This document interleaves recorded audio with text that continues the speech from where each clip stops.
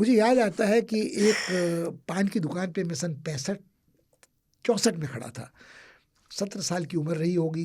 पहाड़ी आदमी की दाढ़ी मूछें आती नहीं है। वो जवाहर पान वाला था, उसकी बड़ी बड़ी मूछें थी और वो हाउसिंग एजेंट भी था। तो वो किसी से बात कर रहा था एक पान की कि ये पान पलंग तोड़ पान है और 15 रुपए का है उस ज़माने में। तो मैंने उससे पूछा कि साहब इस पान में होता क्या है? उन्होंने कहा बरखुरदार, जब तुम्हारी उम्र होगी तब पूछना कि इसमें क्या होता है और क्या नहीं होता है। तो वो पान का जो प्रसंग है, वो सारा खाना एक तरफ और पान एक तरफ है कि पान आप कब खाते हैं, कैसे खाते हैं, कहाँ खाते हैं, और पान बिना खाने के खाते हैं। आपने कहा ये खाने के बाद पान का रिवाज है। मेरा मानना है जब लड़की की मसें भीगती हैं, वो सिगरेट पीना शुरू करता है और बाई जी की कोठी की तरफ आँख उठा के देखता है, तब वो पनवाड़ी की दुकान में कस्बे में जाके पान खाता था। जब उसने पहली सिगरेट पी होती थी, उसकी माँ को छुपाने को वो पान खाता था। जब उसने शराब की घूंट लगाई होती तो पान खाता था। उसके बाद अमरूद की पत्तियाँ भी कुछ लोग चबाते थे जो बदौक होते थे। मगर पान का एक पूरा कल्चर था कि पनवाड़ी की दुकान पर गए, आपने बाल संवारा, आईने में देखा, इधर उधर ताक झांकी, 4 लोगों के बारे में खबरें पता की, और पनवाड़ी आपको पहचानता था। वो आपको पत्ता बिना पूछे देता था। इसमें वीरेंद्र डंगवाल की बड़ी अच्छी कविता है, आपने निश्चित रूप से पढ़ी होगी, जो भारत की एकता का उसमें वर्णन है कि कहाँ का चूना, कहाँ का कत्था, कहाँ की सुपारी, कहाँ की इलायची, कहाँ का लौंगा। और ये इसमें पत्ता कौन सा है, महोबा का है, आपका सिंदूरी है, सुहागराती है, कर्पूरी है। अभी तो मैं देखता हूँ कि बनारस में भी पनवाड़ियों में कहीं कहीं ये बीमारी आ गई, हीरा मोती मिला करके माफ कीजिएगा, बनारस में सबसे बड़ी बीमारी हुई है बनारस हिंदू विश्वविद्यालय के सामने जो केशव तांबुल भंडार है। तो वो तांबुल भंडार में खाने वाले हिंदी विभाग के प्रोफेसर होते थे जो बिना जर्दे के रह नहीं सकते थे, खैनी खाने के आदी थे, और उन्होंने उसका इतना गुणगान किया। अब क्या कहिए, उस बेचारे की को पान मुंह में डालने लायक नहीं होता है।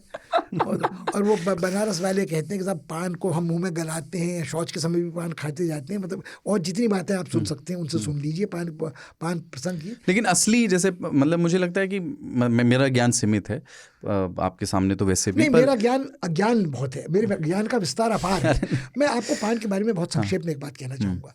उस्ताद विलायत खान साहब से एक बार बात हो रही थी, तो मैंने उनसे पूछा कि हुजूर ये कहते हैं कि किस वक्त क्या राग होता है। उनका मैं ये इस पर निर्भर करता है कि तुम उस वक्त किस राग में हो।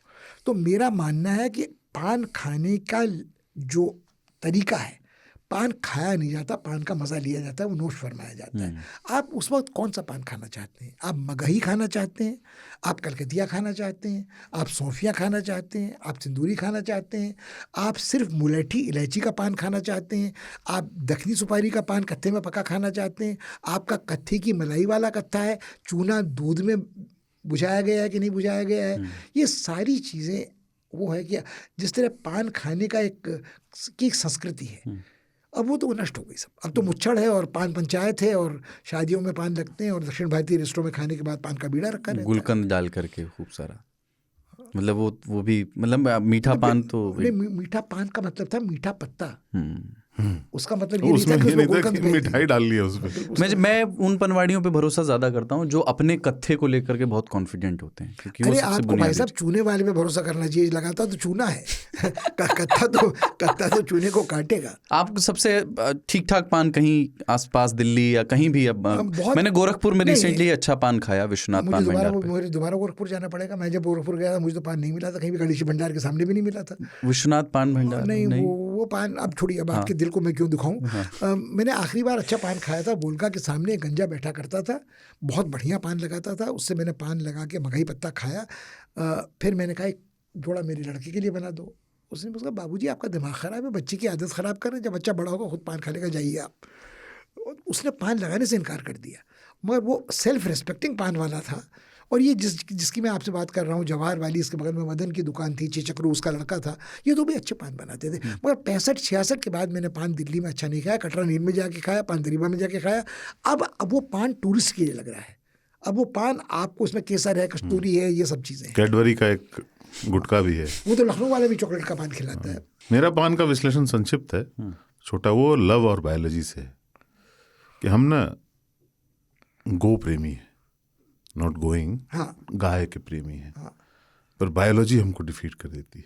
हम समझते हैं कि गाय हमारी माता है, लेकिन हमारी बायोलॉजी है कि हम खाने के बाद चबाते तो हम खाते वक्त भी नहीं है, पर वापस जुगाली के लिए नहीं ला सकते। बिल्कुल। अब दोपहर का वक्त है, गायों के साथ लेटे हुए हैं, लेकिन गायों के पास एक पास टाइम है, सुबह का चरा हुआ वो चबा रही हैं, तो हम भी एक बीड़ा लेते हैं और हम भी चालू हो जाते हैं। ये आपकी थीसिस है बहुत ये रोचक, गुटके ने ले लिया। मगर ये थोड़ा प्रॉब्लम है, क्योंकि नागवल्लरी आई दक्षिण पूर्व एशिया से हिंदुस्तान में 2000 वर्ष पहले, और गाय चराने वाले तो श्री कृष्ण के ज़माने से कब से चले आ रहे थे। तो तब न पान था, गायें तब भी जुगाली कर रही थी, और पान सुलभ कब हुआ, किसको हुआ, कब हुआ, वो फिर कब नहीं, मेरा इतिहास और सत्य से कोई लेना देना नहीं, वो तो लग रहा है मगर मेरा मानना, मुझे भी अच्छा लगा कि बड़े बड़े जुगाली कर रहे हैं, मगर वो मेरे हिसाब से रसभंग है पान का आनंद लेने में। ये पर ये देश गुटके का आनंद ले रहा है। हाँ, गुटके ने तो हत्या कर डाली ना पान की। जब गुटखा आपको मिल गया तो पान की जरूरत ही नहीं बची, क्योंकि पान भी तंबाकू खाने का बहाना था। बिल्कुल।